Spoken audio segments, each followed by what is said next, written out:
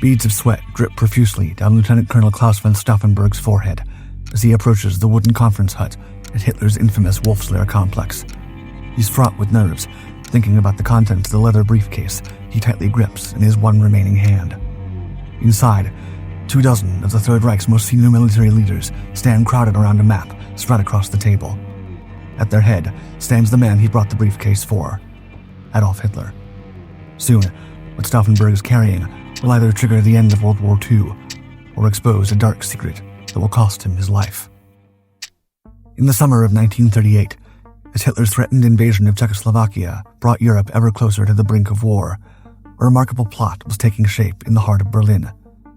General Ludwig Beck, chief of the German General Staff, had reached a breaking point.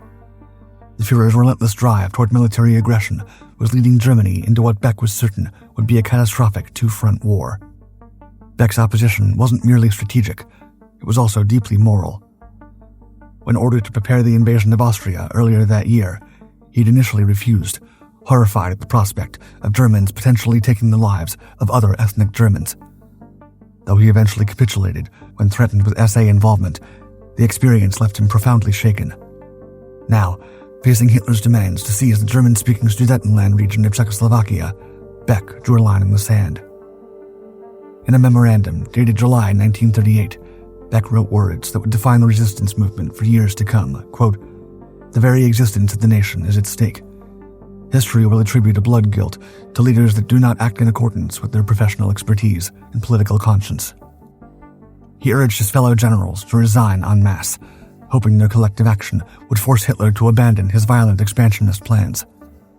When the generals failed to unite behind him, Beck resigned in protest. But his moral courage inspired others. General Franz Halder, Beck's successor, along with Generals Erwin von Witzleben and Karl-Heinrich von Stolpnagel, chose a more direct path. Working with Hans Oster of military intelligence, they hatched an audacious plan to arrest Hitler and put him on trial for treason the moment he ordered the invasion of Czechoslovakia. The conspiracy was meticulously planned. Detailed orders were prepared down to the divisional level for seizing key installations in Berlin and disarming Nazi paramilitary organizations. The plotters were counting on German war weariness. The people had suffered terribly in the Great War and would surely oppose another conflict. However, on September 29, 1938, something totally unexpected happened. At the Munich conference, British Prime Minister Neville Chamberlain and French Premier Edouard Daladier capitulated to Hitler's demands, handing him the Sudetenland without a fight. Chamberlain returned to London, proclaiming, quote, "Peace for our time." With Hitler's bloodless triumph, the conspiracy collapsed overnight. They could not arrest a successful dictator on grounds of madness when he had just achieved his objectives without firing a shot. The best chance to stop Hitler before the war began had slipped away, leaving the conspirators to scatter and await another opportunity. The years following the Munich debacle brought Hitler triumph after triumph. Poland fell in weeks. France surrendered in barely a month, and by 1941, the Third Reich controlled Europe from the Arctic Circle to the Mediterranean. Many German officers found themselves swept up in the euphoria of these swift victories, their earlier doubts about Hitler's leadership temporarily silenced by his apparent military genius. But not everyone shared this intoxication with conquest. The core of military opposition that had crystallized around Ludwig Beck in 1938 remained unbroken, driven underground, but not destroyed. When Hitler launched Operation Barbarossa in June 1941, these scattered resistance groups found new cause for alarm and new opportunities for action. Major General Henning von Tresckow, serving as Chief Operational Officer for Army Group Center, embodied the aristocratic officer class that had reluctantly accepted Nazi rule. Born into a Prussian military family with 3 centuries of service, Tresckow had initially supported Hitler's reversal of the hated Versailles Treaty. But as German forces pushed deep into the Soviet Union, he encountered orders that shattered his remaining illusions.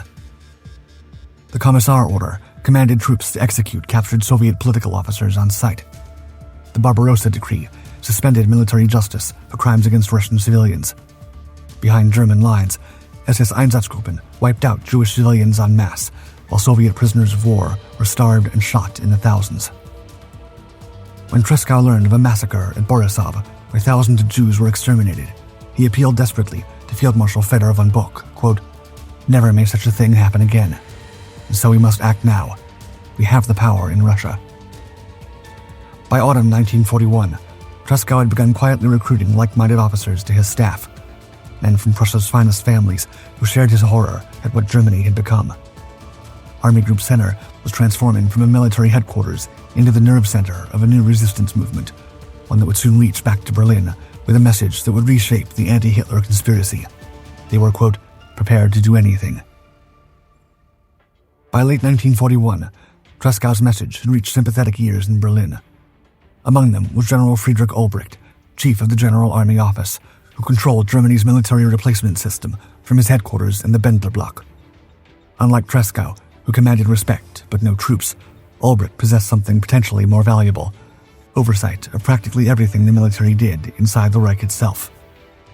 The highly decorated veteran had watched with growing alarm as the Wehrmacht's winter retreat from Moscow exposed the true face of Nazi rule. German soldiers were confronted for the first time with evidence of SS atrocities committed behind their lines. The aura of invincibility was cracking, and with it, the regime's psychological hold over the German people. Olbricht recognized that this moment of disillusionment might never come again. Working with Admiral Wilhelm Canaris, chief of military intelligence, he convinced Hitler that Germany faced a serious internal threat. Millions of foreign slave laborers now toiled in German factories. What if they rose in revolt? The Führer, ever paranoid about enemies within, immediately ordered the Home Army to develop contingency plans for suppressing such an uprising. The plan was christened Valkyrie, after the warrior maidens of Norse mythology who decided which heroes would fall in battle. On paper, it appeared entirely loyal. Detailed procedures for Home Army units to secure key installations, arrest saboteurs, and restore order in German cities. Hitler himself approved the operation, never suspecting that Olbricht was crafting what was designed to be the weapon of his own destruction. The genius lay in the plan's deliberate ambiguity. Who exactly were these saboteurs to be arrested? The orders spoke vaguely of, quote, unreliable elements and, quote, enemies of the state. With careful rewording, these same directives could be turned against the Nazi leadership itself. Olbricht began quietly recruiting officers who might be sympathetic to his cause, testing their loyalty through carefully coded conversations. Hidden within Hitler's own emergency protocols, he created the blueprint for a military coup, one that would use the regime's paranoia against itself. By March 1943, the conspiracy had crystallized into 3 operational cells. Tresckow commanding Army Group Center in the east, Olbricht controlling the Home Army in Berlin, and Hans Oster running intelligence operations until the Gestapo's growing suspicions forced him underground. The winter disaster at Stalingrad had finally shattered German confidence. If Hitler could be eliminated now, the military coup might actually succeed. The opportunity came on March 13th, when Hitler finally agreed to visit Army Group Center headquarters at Smolensk. Tresckow had been working for months to arrange such a visit, and now he had to decide how to assassinate the most heavily guarded man in Europe. The first plan involved collective action during Hitler's luncheon with the staff. At a predetermined signal, multiple officers would draw their pistols and shoot Hitler simultaneously. But Field Marshal Gunther von Kluge, Army Group Center's commander, balked at the idea. He pleaded with Tresckow, quote, for heaven's sake, don't do anything today. It's still too soon for that.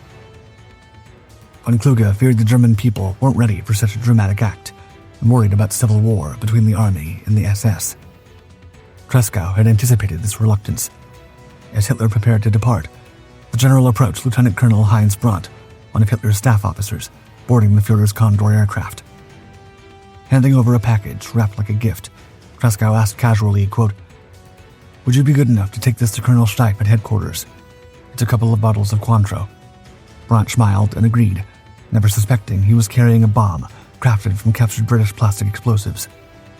Fabian von Schlabendorf had fashioned the device to look like 2 liqueur bottles, complete with a silent acid fuse that would eat through a wire in 30 minutes, enough time for the aircraft to crash deep in Soviet-controlled territory, where partisan activity could explain the quote-unquote accident. As Hitler's plane lifted off, Schlabendorf sent the coded message to Berlin. Flash. The assassination was underway. In 30 minutes, Hitler would be no more, and Operation Valkyrie would swing into action across Germany. But the Condor landed safely at Hitler's Wolfslair headquarters. The bomb's detonator had functioned perfectly, but the freezing temperatures in the unheated cargo hold had had prevented the main charge from igniting. Displaying remarkable composure, Schlauberndorf took the next flight to retrieve the package before anyone discovered the failed bomb. The perfect assassination had failed by mere degrees of temperature. The failure of the Cointreau bomb didn't deter the conspirators. It only made them more desperate. Within days of Hitler's narrow escape, they were planning another attempt, this time at a Berlin exhibition of captured Soviet weapons that Hitler would open on March 21st. The Zeughaus Military Museum, where the exhibition was due to take place, offered a rare opportunity. Hitler would be confined in a relatively small indoor space for 30 minutes, surrounded by top Nazi leaders, including Himmler and Göring. A member of Trescow's inner circle at Army Group Center, Colonel Rudolf Christoph Freiherr von Gersdorf, bravely volunteered to serve as Hitler's tour guide through the exhibition, a role that would involve sacrificing his own life to end the Führer's reign of terror. Hidden in his greatcoat pockets would be British plastic explosives with 10-minute fuses, enough time to position himself close to Hitler before the detonation. As the appointed day arrived, Gersdorf activated the fuses and began the tour. But Hitler, perhaps warned by some sixth sense, raced through the exhibition in barely 2 minutes instead of the scheduled 30. Gersdorf desperately tried to engage the Führer's interest, pointing out various weapons and captured equipment, but Hitler showed no inclination to linger. Another perfect opportunity had slipped away. However, in November 1943, the conspirators would once again get a chance to get close to Hitler. The German army was to get a new winter uniform, and it would be modeled for the Führer at the Wolf's Lair. Among Trescow's network was a young officer named Captain Axel von den Busche. Standing over 6 feet tall, with blonde hair and blue eyes, Busche embodied the Nazi Aryan ideal, making him the perfect choice to demonstrate the uniform's features. Busche planned to carry a landmine in his backpack, which he would detonate while embracing Hitler during the presentation, blowing them both to smithereens. Yet once again, the plot to eliminate the Führer fell victim to bad luck. On the night before the scheduled demonstration, Allied bombers destroyed the freight car containing the new uniforms. The viewing was cancelled, then repeatedly postponed. By the time it was finally rescheduled for February 1944, Busche had returned to frontline duty, where he was severely wounded, losing part of one leg. Captain Ewald von Kleist volunteered to replace him, but that demonstration too was repeatedly delayed and eventually cancelled altogether. Captain Eberhard von Breitenbuch made a final attempt in March 1944, planning to shoot Hitler with a concealed pistol during a staff briefing, but new security measures excluded junior officers from the meeting room. By spring 1944, the conspiracy was racing against time. The Gestapo's investigations were intensifying, closing in on resistance networks that had operated in relative safety for years. In January, Count Helmut James von Moltke, a key figure in the civilian resistance, was arrested. Other prominent opponents, including Dietrich Bonhoeffer, Julius Leber, and Wilhelm Leuschner, had been swept up in the expanding dragnet. Each arrest brought the possibility of torture, confession, and the exposure of the entire military conspiracy. The resistance leaders knew they were living on borrowed time. Every day they delayed increased the risk that their carefully constructed network would be rolled up before they could act. However, not only had all the assassination attempts failed, but the likelihood of successfully carrying one out in the future was rapidly diminishing. Hitler had become virtually unreachable, greatly reducing his public engagements and instead spending his time between the heavily fortified Wolf's Lair and his Bavarian retreat. The plot against him needed a new approach and a new assassin. The previous August, Albrecht had taken on a new deputy, Lieutenant Colonel Klaus Graf-Schenk von Stauffenberg. Unlike the early conspirators who had opposed Hitler from the beginning, the 36-year-old Swabian aristocrat had initially supported the regime, even speaking enthusiastically about German colonization during the Polish campaign. But Stauffenberg's battlefield experiences had gradually eroded that faith. Serving with Rommel's Africa Corps, he witnessed Germany's growing weakness against overwhelming Allied material superiority, while reports filtering back from the Eastern Front revealed systematic atrocities that violated every principle of his Catholic upbringing and Prussian military honor. By early 1943, he had concluded that Hitler was leading Germany not to victory, but to moral and physical destruction. The Allied air attack that nearly ended his life in Tunisia in April 1943 had proven paradoxically liberating. The blast had cost him his left eye, right hand, and 2 fingers on his remaining hand, but his injuries had brought him back to Berlin, and into contact with an internal resistance movement he had never known existed. When Albrecht had approached him to work as his deputy in August 1943, Stauffenberg had readily joined the conspiracy in a planning role. Since then, he'd been focused on refining the Valkyrie operation, building upon the detailed framework that Treschow had drafted during his sick leave to Berlin before being transferred back to frontline duty in October, limiting his involvement in future assassination attempts. As summer 1944 drew near, the situation was looking increasingly desperate for the conspirators. The Gestapo's net continued to tighten, and now Germany's military fortunes were quickly deteriorating. On June 6th, the D-Day landing saw the Allies begin the liberation of France, while news from the Eastern Front was equally distressing, with Soviet forces now advancing relentlessly westward toward the Reich itself. While it was now clear that their country faced inevitable defeat, Albrecht, Stauffenberg, and their colleagues believed that a successful coup might allow Germany to surrender to the Western Allies before Soviet forces could occupy the entire country. More importantly, it would demonstrate to the world that the German people had not all supported Hitler's regime, that there had been those willing to risk everything to oppose tyranny. Yet just then, an unexpected opportunity emerged. General Friedrich Fromm, commander of the Home Army, and the only man besides Hitler authorized to activate Valkyrie, needed a new chief of staff. Fortuitously, on July 1st, the post was officially given to Stauffenberg. This presented him with something the conspiracy had never possessed: regular access to Hitler's military conferences. The once loyal officer was now perfectly placed to become the man to finally eliminate the Führer, but he would have to work fast. On July 11th, less than 2 weeks after being appointed to his new position, Stauffenberg received his first summons to Hitler's headquarters on short notice. He realized this was his moment. He planned to enter Hitler's military briefing with a briefcase, which would contain an explosive device consisting of approximately 2 pounds of British plastic explosive fitted with pencil detonators. He would activate the timer, leave the case near the Führer, and excuse himself from the room before the explosion, before immediately flying back to Berlin, where his presence would be crucial for convincing hesitant military commanders to follow the coup orders that Albrecht would issue under Operation Valkyrie. Given the rushed preparations, barely giving them enough time to notify the other members of their network, the conspirators agreed that Stauffenberg should only proceed if both Heinrich Himmler and Hermann Göring were present alongside Hitler. Eliminating all 3 Nazi leaders simultaneously would maximize their chances of success. When Stauffenberg arrived at the Wolf's Lair and discovered that neither Himmler nor Göring would attend the briefing, he called Albrecht to report their absence. Without the other 2 targets present, the assassination was called off. 4 days later, on July 15th, Stauffenberg was again summoned to brief Hitler.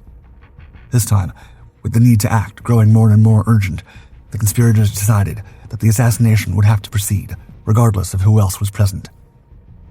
Since reliable army units were stationed farther from Berlin than SS forces loyal to Hitler, Albrecht decided to give the military a head start by issuing Valkyrie Alert Level 1, approximately 2 hours before Stauffenberg could reasonably attempt the assassination. At 1:10 p.m., Stauffenberg entered the first briefing at the Wolf's Lair, his briefcase containing the bomb. But the meeting was cut short to allow for a second session where he was required to present detailed reports. By 2:20 p.m., the second briefing had also ended, and Stauffenberg had still not found an opportunity to detonate the bomb. Meanwhile, back in Berlin, Valkyrie Alert Level 1 had been active for over 3 hours. Reserve units across the Berlin military district had been placed on alert and were awaiting further orders. When Stauffenberg called to report the failure, Albrecht faced a nightmare scenario: how to explain the unauthorized military alert without exposing the conspiracy.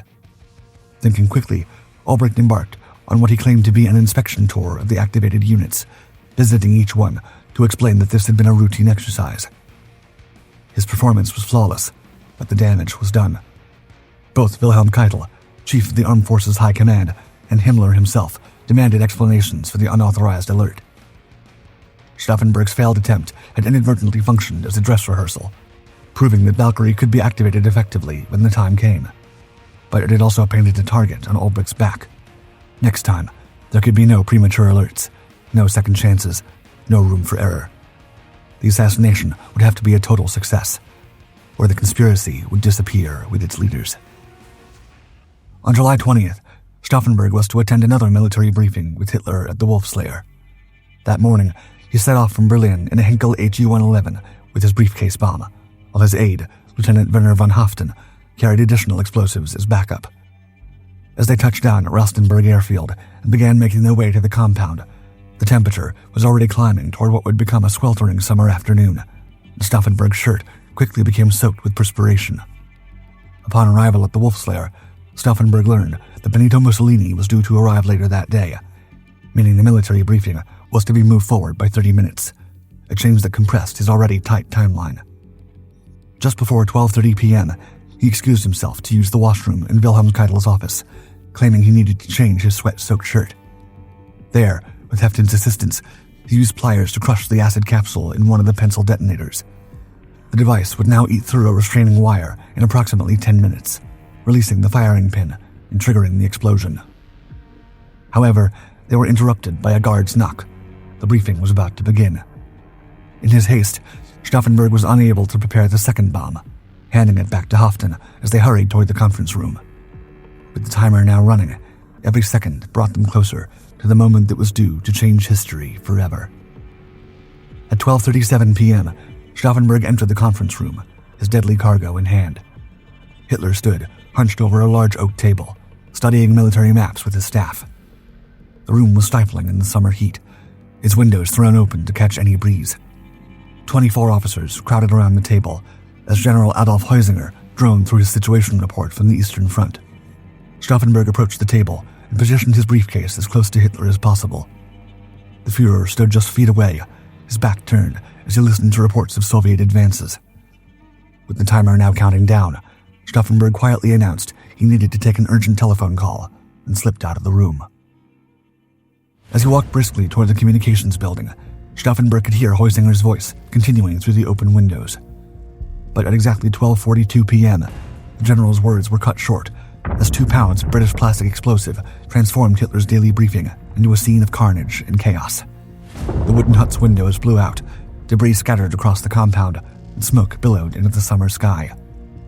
Stauffenberg witnessed the blast from roughly 200 yards away as he and Hefton raced toward their waiting aircraft. The explosion seemed so massive that they were convinced no one in the room could have lived through it.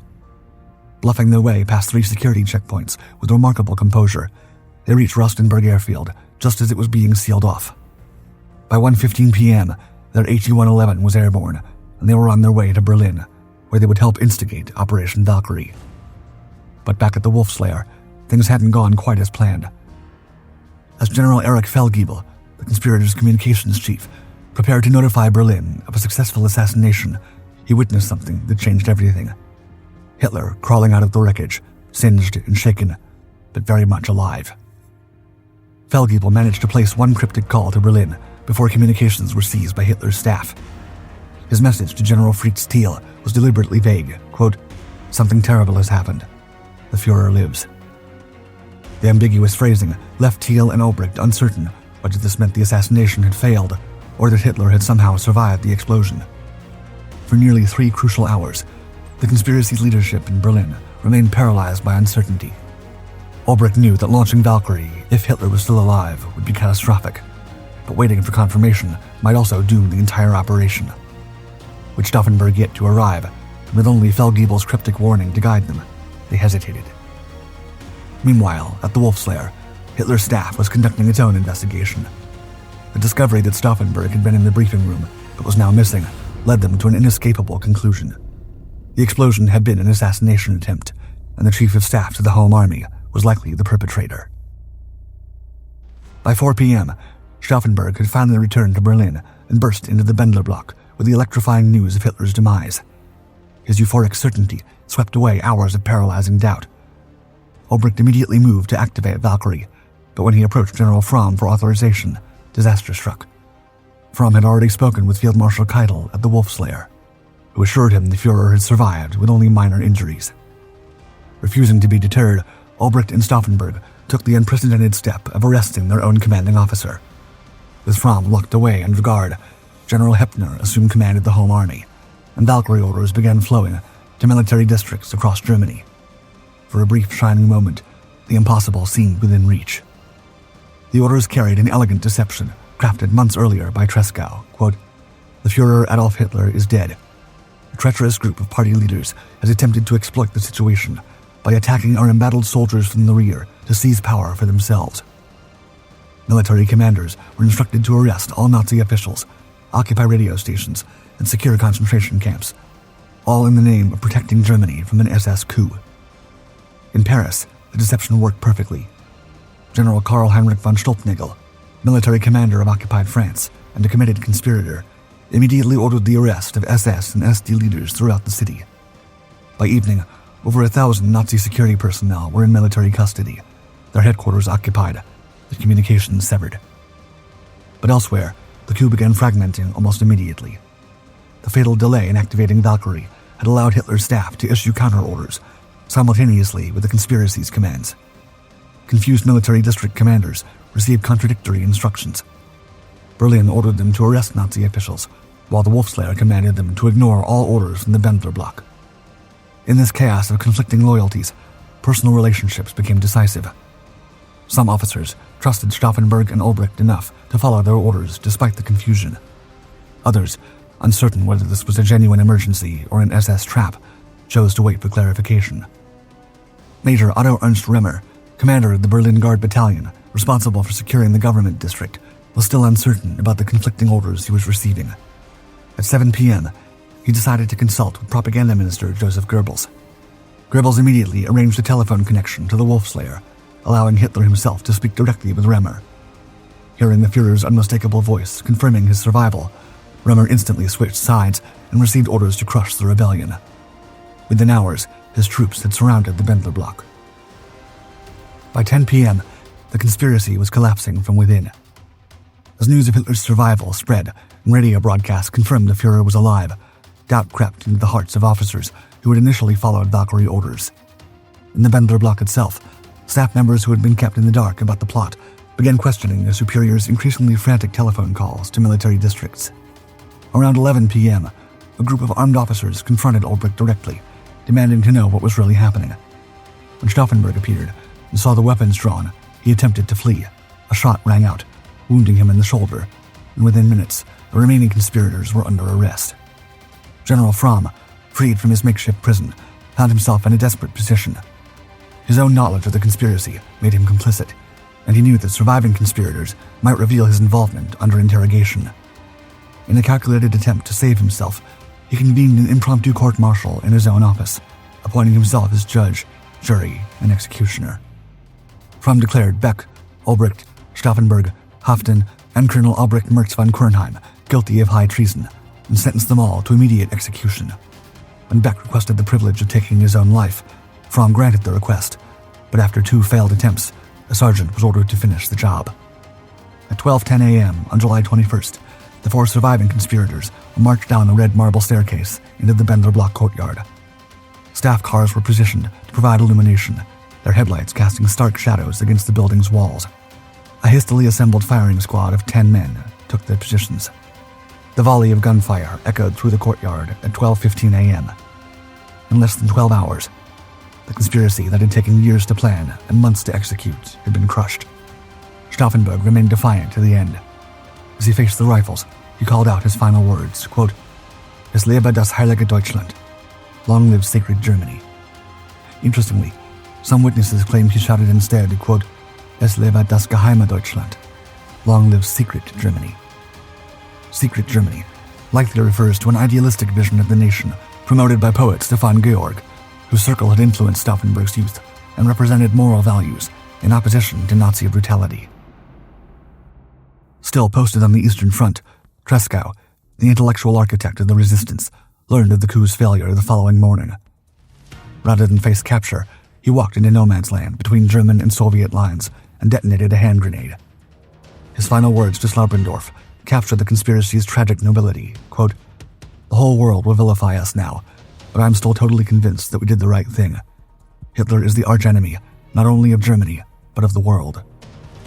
Back in Berlin, Fromm's desperate gamble to cover his tracks had turned out to be futile.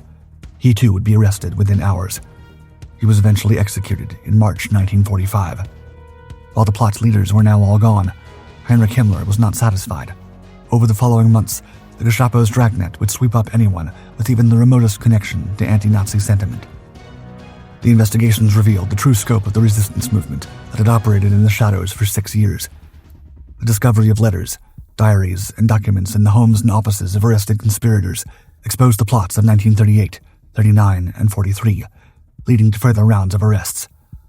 Colonel General Franz Halder, who had led the 1938 conspiracy, was dragged from retirement to spend the war's final months in a concentration camp. Many of those arrested faced the grotesque theater of Roland Freisler's People's Court, where the fanatical Nazi judge screamed insults at defendants, while cameras recorded their humiliation for propaganda purposes. The conspirators were stripped of their uniforms and forced to wear shabby civilian clothes, their military honors publicly revoked before they faced the hangman's noose. Under Himmler's new doctrine of Sippenhaft, blood guilt, the regime extended its vengeance to the families of the conspirators.